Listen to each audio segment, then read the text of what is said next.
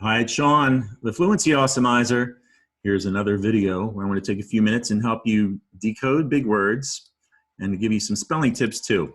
I've got 3 words I want to look at today, so let's get ready. I'm going to get out of the way.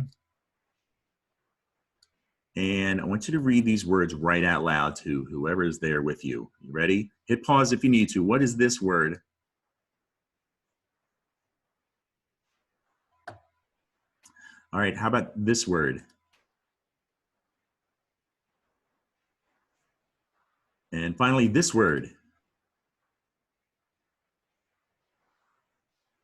All right, there are a lot of similarities here. The top word is inanimate. In the middle is intimate.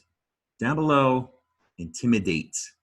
All right, I'm going to take a moment, compare these words, and show you how they're similar and how they're also easily confused. You can say any one of these for the other when you're decoding, and we don't want that to happen because your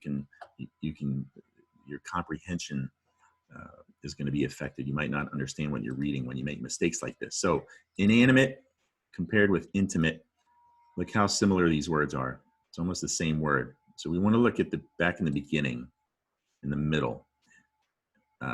There's the syllable im in both in the middle. Inanimate has an N, not only an N, but the syllable an. All right, and I can tell you it's very common for young readers with the letter N to drop a letter N from a word, especially a long word like inanimate. All right, that's I call it omit the N. That's common. All right, it's also common to add a T, to insert a T where there isn't a T. So it's possible that if you look at a word like inanimate, you can see intimate. All right, your mind may have thought this way when you went to read the first word. Just wanted to illustrate that for you. So back to inanimate and intimate, you can see anim and tim, the middle of these 2 words. Let's look at the root word of inanimate, because that's, I think, the trickiest one of the 3. Inanimate comes from an old Latin word, animatus. Animatus, maybe it's pronounced animatus.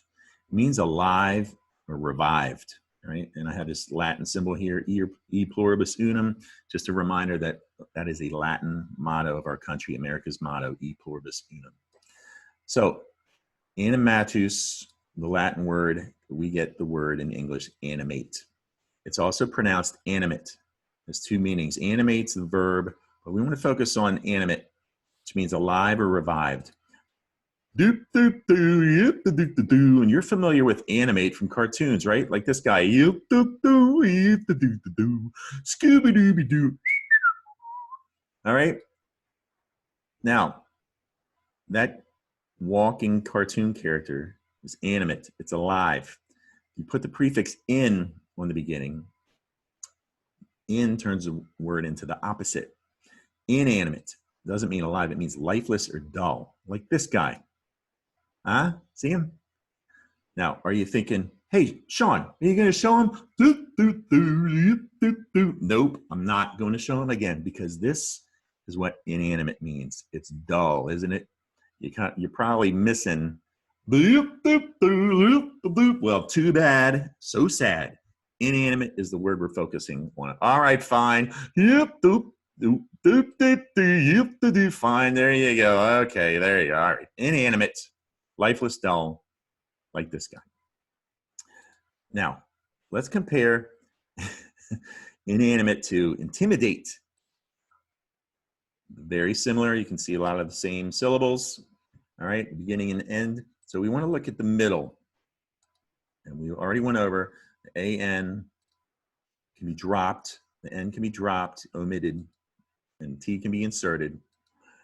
So we went over this part, but the big difference in, we got the syllables anim and tim, but the big difference is the letter D, okay? And it's like the N and the T, it's also common for young readers to add a D where it doesn't exist. And not only is there a D, there's the syllable id, an ID.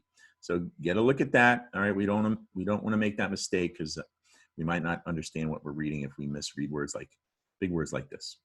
So a quick look at the origin of intimidate. This is an interesting story. It comes from the word timid. You might know timid is meaning afraid. So we get that word from Latin timidus or timidus. And another Latin, oop, we got this guy to remind you, that's what timidus means, to be afraid. Ah! And in Latin, it also, Latin also has the word timidatus, all right? So from the root timidatus, if you put in front, it's got the opposite meaning. And from intimidatus, we have in English intimidate. And intimidate doesn't mean afraid, means to make someone else afraid. To make someone else afraid, like this. What? A kitty cat? Come on now, show me something that's gonna make you afraid. A hamster? Seriously? Intimidate. I want you to intimidate these people. Intimidate. A fuzzy bunny. Show me intimidate, please.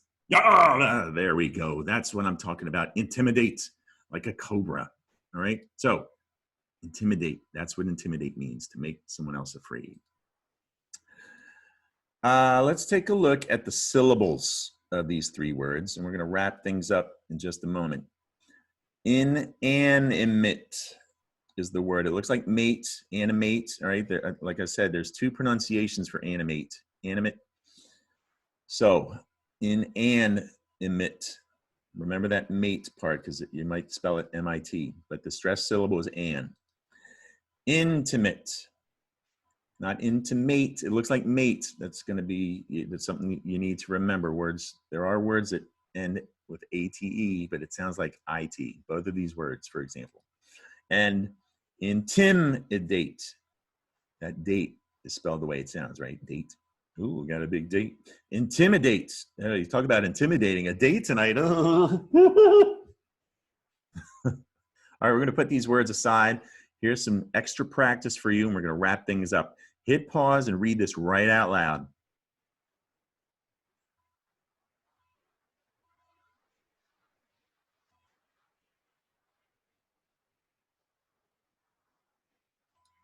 Okay, that's it for today. Subscribe to my YouTube channel for lots more videos just like this. I post them every weekday, and in an effort to help readers in 2nd through 6th grade decode big words, and also to give you all sorts of spelling tips and things to remember when you're reading and spelling. Mom or dad can follow me on Facebook at the Fluency Awesomeizer, where I post, and I have in my videos especially, over 200 examples of fluency practice just like this to keep you busy.